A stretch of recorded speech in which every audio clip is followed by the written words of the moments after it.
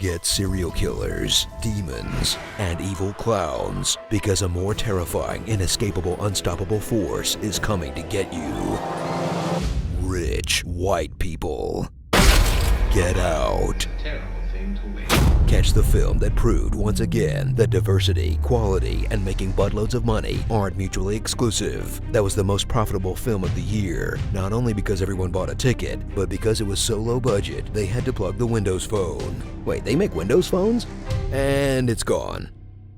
Meet Chris, master of deflecting awkward conversations. If you really pushed your body, you'd be a f***ing beast. Cool. Black is in fashion. He's never treated any of my boyfriends that way. And then my dad was my man. Yep. Who's so polite, he'll stick around his girlfriend's creepy murder house, even when people are literally screaming, "Get out," in his face. Get out! It's not a big deal. It's not a big deal. Forget about it. Luckily, there's Rod, one of the best movie friends of all time. Watch as the kind of guy who yells at the screen during a horror movie She is lying like a mother. gets a chance to shine by actually being inside the horror movie. I mean, I told you not to go in that house. Thank God for Rod, because the alternate ending is super realistic. I mean, super depressing. Same difference.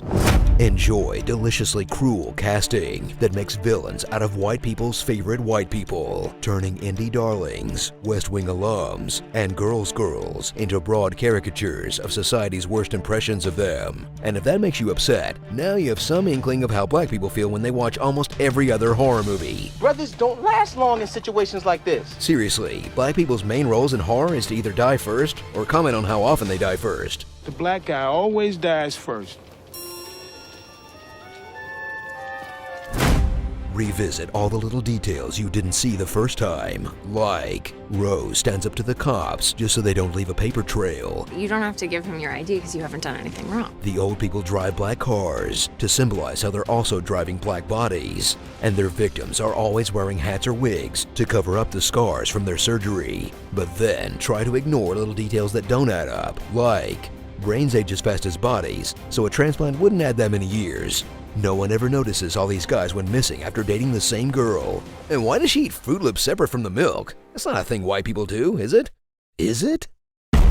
So gather round for a film that flips your preconceived notions on its head, that progressives can be racist too, that TSA can be useful once in a while, I'm TS, A. and getting into an interracial relationship is a huge mistake because you can't trust these white girls. Sorry, been listening to a lot of Lemonade? Damn Beckys are everywhere. Starring Everybody Hates Chris, Always Bring Black Up, The Lost Kardashian, Ben Carson, Keener, stir some tea, sometimes your words just hypnotize me, The White Wing, Mumford Son, and an evocative symbol of the marginalization of black people in America. I mean, black hole, son? The Stepford Whites. I'm just glad this movie did well, so I finally know who's Key and who's Peele. I swear, it's not a race thing. The show is just Key and Peele. They never said which one was which. Seriously, I'm not a racist. In fact, I would have voted for Obama a third time if I would have voted for Obama for a third term if I could. Oh no.